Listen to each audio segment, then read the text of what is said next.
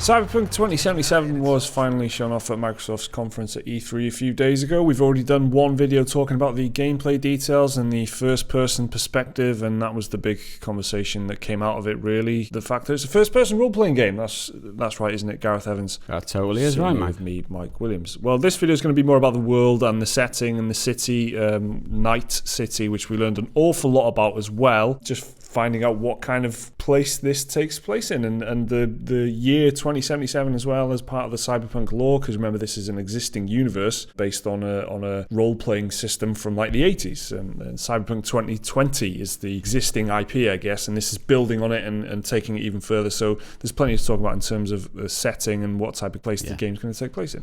It's confirmed to be a huge, sprawling, open-world city, no loading screens, described by CD Projekt as very dense, very big, and very vertical. The quote they gave Eurogamer was, "It just goes up and up and up," which kind of tells you that it's going to feel a bit different to The Witcher, right? Totally different to The Witcher. The Witcher's more horizontal. There's like loads of space around you, whereas this, you've got skyscrapers, you've got mega buildings that they described with they have their own unique complex micro societies in them, and we have vendors, shops, gunsmiths, all just one building, and you know those things throughout this city. I mean, you can imagine that it's going to be completely different. We tie that on with a first-person perspective. It's going to be a lot of different experience and atmosphere and just everything. Yeah, exactly. Those kind of complexes and those buildings basically sound like little towns in and of themselves. You know, the kind of thing you would see in The Witcher as a town in terms of what's there, vendors and whatnot. This time, and quest givers and stuff. This time it's going to be just like a block, like a city block or whatever. That's just one. And there's like 6 districts in this city. So you can imagine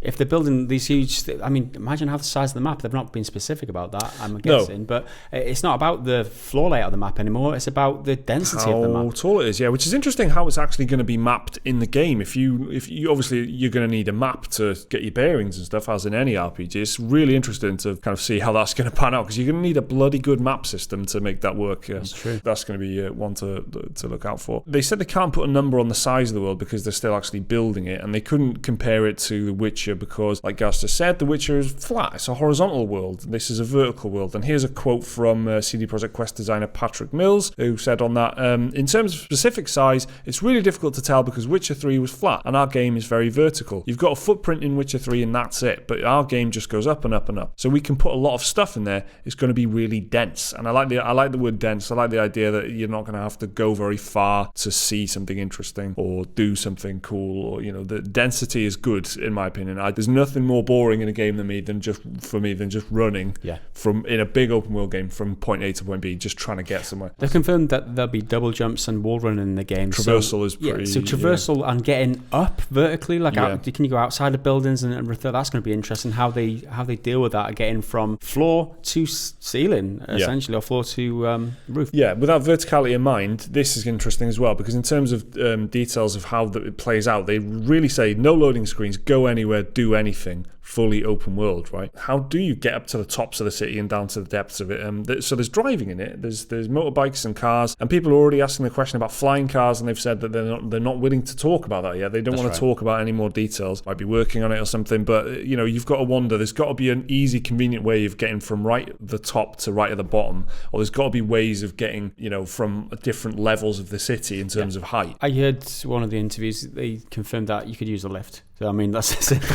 Just get in there, just press the button. I'd say flying car, you know, over a lift. I mean, I'd climb outside the building like Spider-Man or something, but you can use a lift. So. Yeah, or like a fire escape. It'll just be like one of them ladders. There's no steps or stairs outside going up. So there's dozens of miles of road to drive down. There's hundreds of buildings and thousands of rooms to enter. This is stuff that's come out of the demo that was shown to press. There's a definite 80s vibe apparently as well, but there's influences from multiple eras, they've said, as well as, of course, other types of sci-fi and cyberpunk. Night City, the location itself, is located in California in between San Francisco and LA. It's a fictional city, of course, and it's inspired by both those cities. It's inspired by LA and San Francisco and how they might look in decades' time. If you want a flavour of what walking around the city is actually like, here's quite a nice quote from Game Informer, who did a lengthy preview on it. Here's what they said. We then see V, the main character, walking through the city. A jaw-dropping moment that shows off all different walks of life. People are everywhere, and they all look different, some telling telling stories just from their appearance. If the player focuses on them, V can see their stance in life. Text appears over their heads saying things like junkie or bodyguard along with their level. V's journey into the city continues, and again we're treated to a showcase of sights to soak in, including a boxing match occurring out in the open between a human with boxing gloves and shorts and either a robot or someone who is modded up to the point that they no longer look human. We also see a crime scene that is blocked off with police tape. It appears that the police are putting the crime together using holographic images similar in a way to Batman's detective work in the Arkham games. No doubt that's going to be curated, obviously. They carefully will have selected those kind of scenes to show the press and stuff, but it does give you a flavour of the type of variety you'll get walking around, which is very that's very right, enticing. And something that comes through, I mean, by the way, that fight scene where the man versus robot was in the trailer itself, and you can pick that out from the trailer so you can kind of see what that was. But what comes across from all the impressions that I've seen of everyone else who's actually seen the thing is how detailed the world is, and that they're in awe of it. The fact that it looks so detailed and immersive that it's unlike anything they've seen, and that's what comes across. Like, people are taken aback by it in a way. I mean, this is going to be a current gen game. They've kind of assured that, but some of the impressions have been people saying, I can't believe this is going to be on current gen. Is that like Digital Foundry as well? They just couldn't. And they're the tech people, so they are the most skeptical of how they're actually going to pull it off. So there's obviously a lot of impressive stuff going on here. The closest comparisons are obviously Deus Ex, because it's a first-person cyberpunk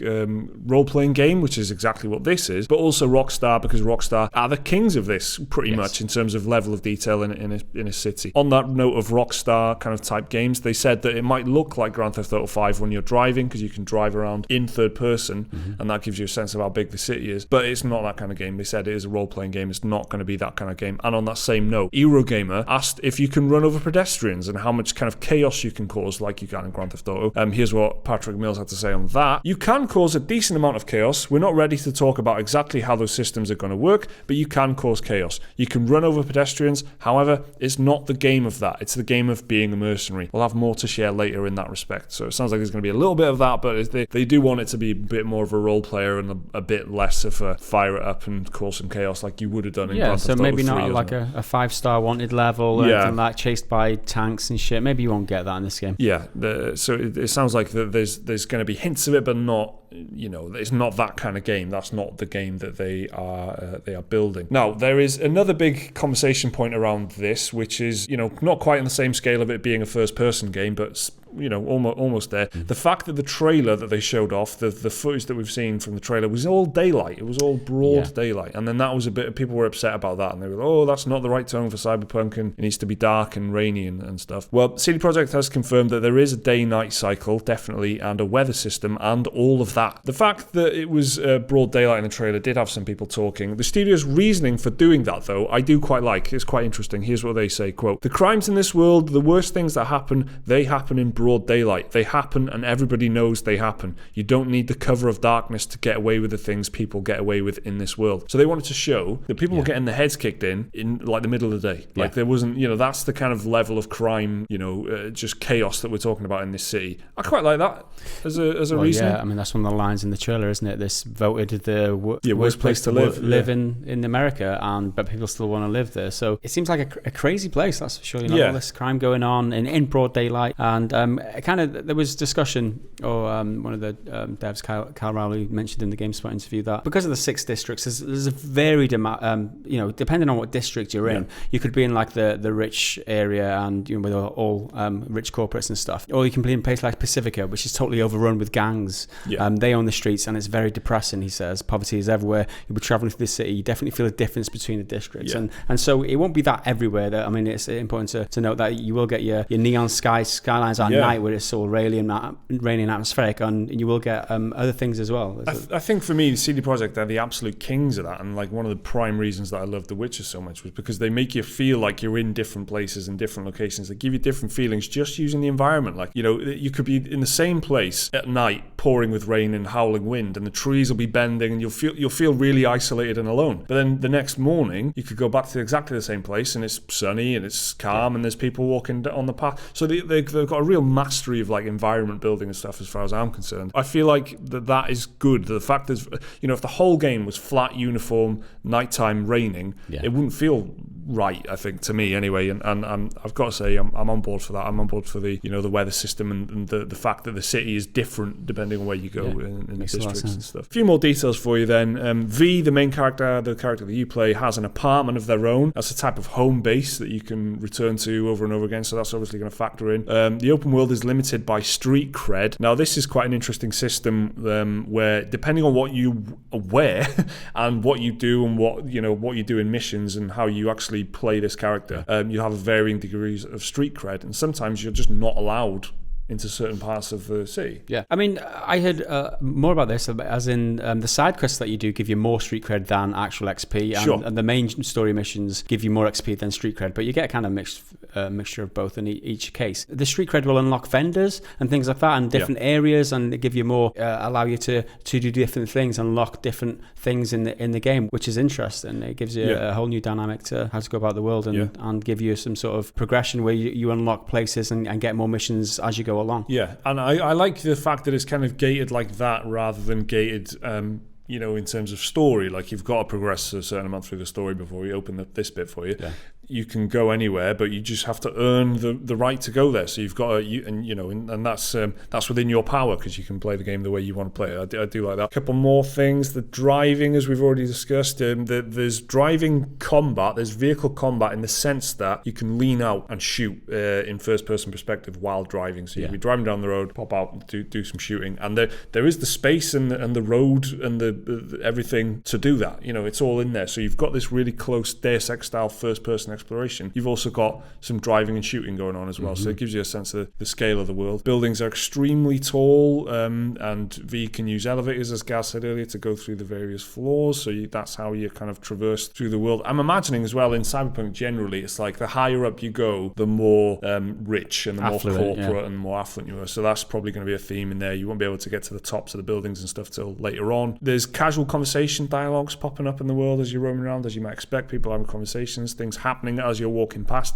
I love that. I love a good dynamic event. I love people going around their business. In a game like The Witcher 3, they're farming, they're peasants, they're kind of, cleaning up outside, they're looking after horses and cattle or whatever. So in this, the Cyberpunk equivalent of that, I can't wait to see what that actually is. Apparently the dialogue is more, or just on a quick note on the dialogue while we're at it, the dialogue is more fluid than The Witcher 3 is as well, because it's a bit less select your option and then go for it. It's a bit more kind of cinematic and snappy is what people are saying based on what they've seen. That's interesting. And final note on the tone of it, this is a grown-ups game for grown-ups. Very strong emphasis on how mature it is. Yeah. Nudity and sexual content confirmed. Romancing options are there. You can have one-night stands, which apparently happened in the demo that the press saw. Like you didn't see it happen. They just saw someone wake up in the apartment with them and then they left, and without saying a word or whatever. So people, the characters have been dropping C-bombs in the game, gameplay stuff. There you go. So that's all part of this world, all this super gritty kind of environment of Night City. So I love that. It adds to the immersion and adds to the realism of it, and